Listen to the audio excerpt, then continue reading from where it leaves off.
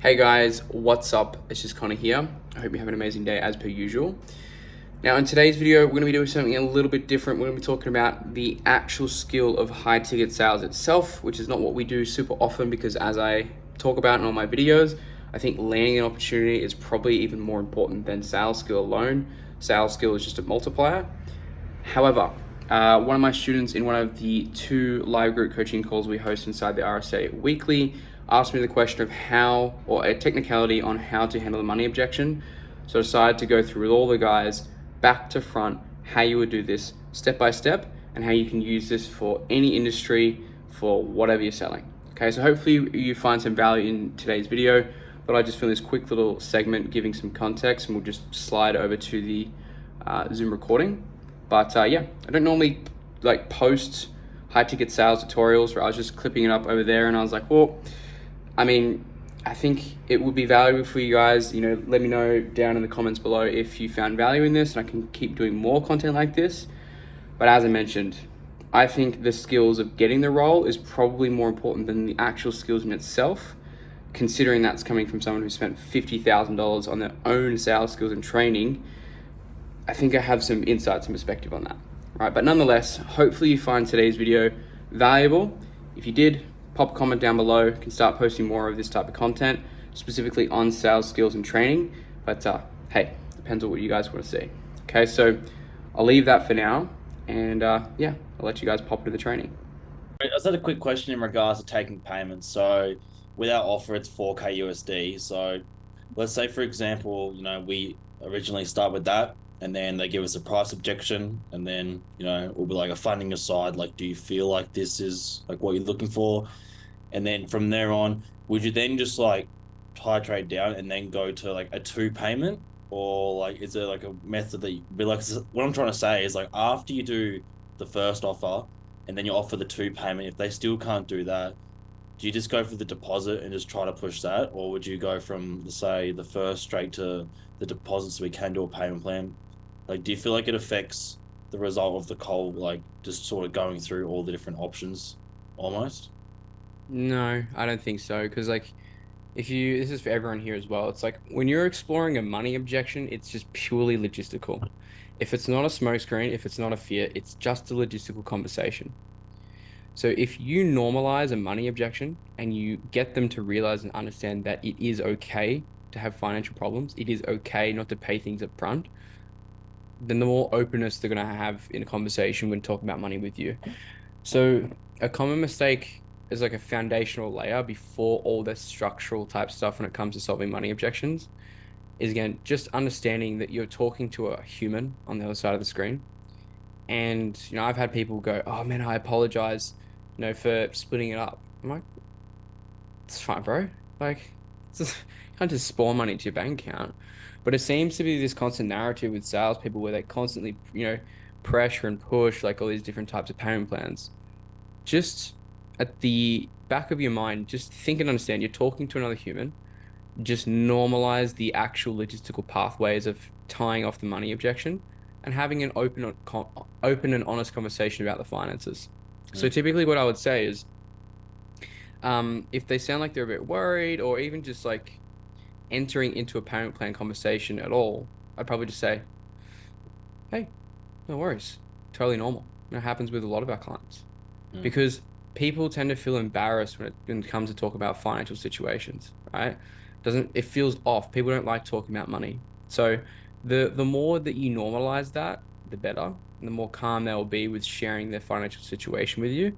And the longer you'll be able to have that conversation, explore it. Because if you're in the mindset of your objection handling mode, that's why you're scared that they're going to run away. That's why you're scared that they're going to jump into fear mode. Whereas if you genuinely think there's a switch in your brain of like, okay, so we're not handling objection here. We're just talking about a concern, addressing a concern to do with funding or finance, money, Exploring essentially. options. Yeah. Yeah. So you're just having that logistical conversation. So there's the mindset of it, and then there's the cycle structure. So mindset being, here is a logistical objection. We are just talking about finances. This is a normal conversation, human to human. This Mm. happens. This is normal. Yeah. Then the structure is obviously the usual. That's not a problem. funding aside, you still feel like this is what you're looking for. Cool. Can you tell me why you feel that way though? If Mm. you've already asked why do you feel that way, you're going to have to ask a different way of looping down that entirety of the commitment to in principle agreement that this is the best interest for them in their best interest, right? Yeah. So if earlier you asked, why do you feel like it is? Then later on, you're going to say another variation of it, accomplishing the same objective. So, what specific element of the training do you feel like will actually best serve you best? Or what what specific element of the training makes you feel like it would though, right? So just changing up the verbiage a little bit so that the person doesn't actually register that you're using a technique. Yeah. And then from there, you go, okay, so with that in mind, what type of, I guess, like, what logistical pathways can we go down, or how can you find the funding so that you can overcome that to get the skills that you need to get X, Y, and Z? And then you'll start going through ideas. You'll start plotting out of like actual logistical pathways, like you mentioned to moving on school. Like you've got someone who's selling, thinking about how they can sell things to enter in the program, right? That's the first step. So getting them to explore those logistical pathways. Then you go to credit afterwards. So logistical pathways, then credit, then payment plans. That's the order. So get them to think, can I sell stuff? Can I sell a car? Can I do this? Can I do this? Can I do that? Then, you go for credit cards and credit payments. So this obviously depends on the audience that you guys are selling to, but for the guys, I don't, yeah, I think Bryce is the only American here. Lucky you. So for the US compared to Australia, right? Australia has some pretty fucking hard credit systems where it's like it's going to be actually quite difficult for you to obtain credit in Australia unless you're going through any like dodgy type things, especially if you're a younger type demographic.